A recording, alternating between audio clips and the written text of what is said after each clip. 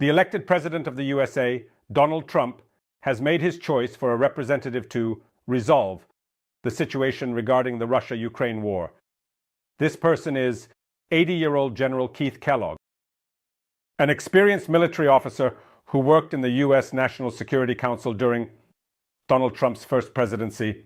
He even served as the acting National Security Advisor and later held the position of National Security Advisor to then Vice President of the USA, Mike Pence.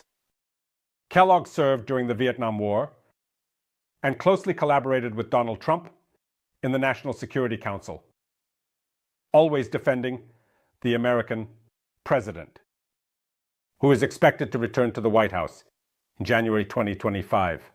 So there is no doubt about the good relationship between Trump and Kellogg's loyalty to Trump.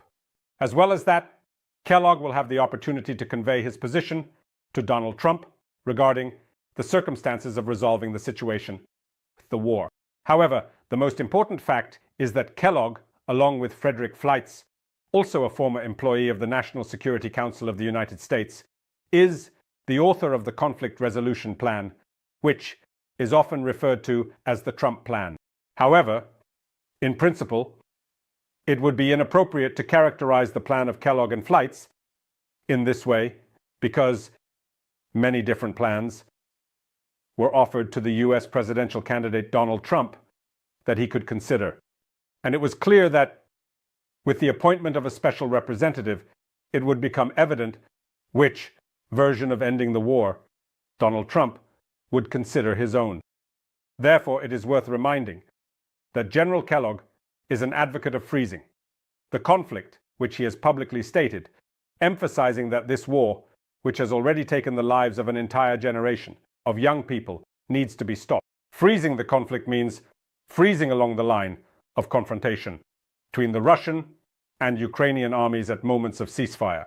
Ukraine will not be forced by this freezing to officially recognize the territories occupied by Russia as part of the Russian Federation, and Russia will maintain control over those territories of Ukraine that it will occupy at the time of the troop withdrawal for an indefinite period. The issue of Ukraine's Euro-Atlantic integration may also be postponed for an indefinite period. What will the security guarantees for Ukraine be in the event of such a freezing of the conflict? And will a new Russian-Ukrainian war not start in a short time? Or will it not explode when Donald Trump's political career and that of his advisors comes to an end? This plan, of course, does not correspond. It is obvious that the freezing is just a freezing of the conflict with the hope that a new, even more large-scale European war can somehow be avoided. How Kellogg and Flake tried to initiate Russian-Ukrainian negotiations is also known. Both countries were to be blackmailed by the new American administration. Ukraine's blackmail was that if President Volodymyr Zelensky did not agree to negotiations with President Vladimir Putin of Russia, the United States would stop military and financial support for Ukraine. And if President Vladimir Putin of Russia does not agree to negotiations with Volodymyr Zelensky, the United States will increase military assistance to Ukraine, thereby creating conditions for serious problems for the Russian armed forces, which continue their offensive on Ukrainian territories with the aim of occupying new Ukrainian lands by the Russian army. Of course, the question arises as to how realistically this coercion to peace can work.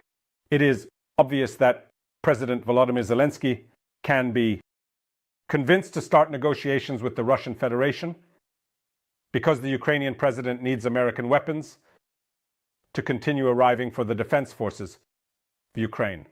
Ukraine finds it quite difficult to fight against Russian aggression without the help of its Western allies.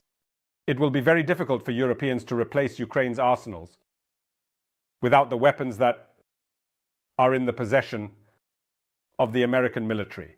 So Trump and his advisors have the opportunity to blackmail Ukraine. Do they have the ability to blackmail Russia?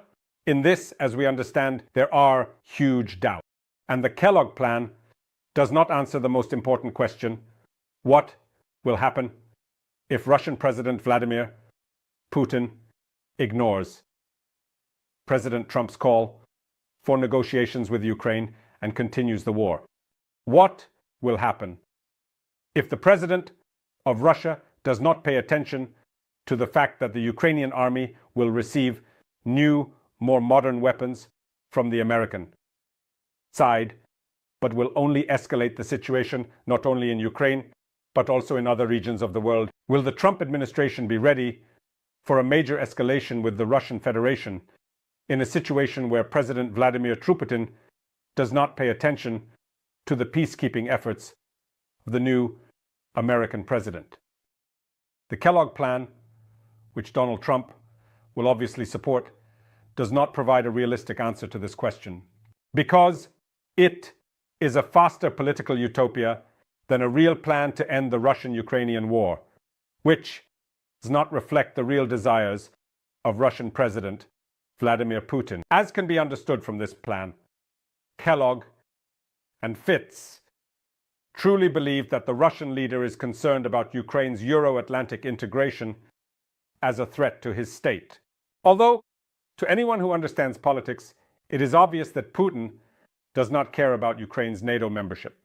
And this could be seen in the completely calm reaction of the Kremlin to Finland's NATO membership, which has less of a border with the Russian Federation than Ukraine. From the Kremlin's perspective, Ukraine's NATO membership should have prevented the Russian Federation from occupying Ukrainian territory, and any end to the war that would hinder this occupation for the Russian side is just as undesirable as Ukraine's Euro-Atlantic integration. In other words, even freezing the conflict should open up a no-lose occupation of Ukraine for Russia in the near future.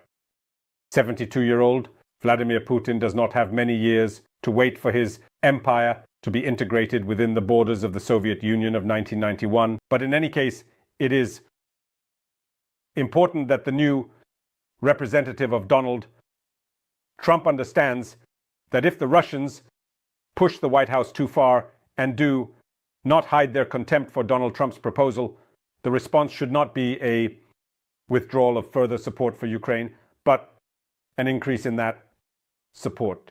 This gives hope that the coming difficult years of the Russian-Ukrainian confrontation will allow the Ukrainian Defense Army to drive the enemy out of the occupied territories and significantly reduce the military potential of the Russian Federation, which could indeed create conditions for freezing the conflict on new terms in the future, possibly after Donald Trump's term ends. But let us not forget another thing. If the Russian economy is indeed in a critical state, certain trends indicating this are already emerging.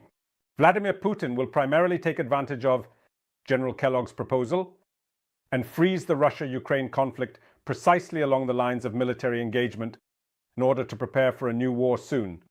Thank you, friends. Stay on this channel, subscribe to it, follow me on my social media, on my Patreon, Buy Me a Coffee, and Donatella channels that help develop these resources. Use the sponsorship feature on YouTube itself. Wishing you victory and peace. Hail!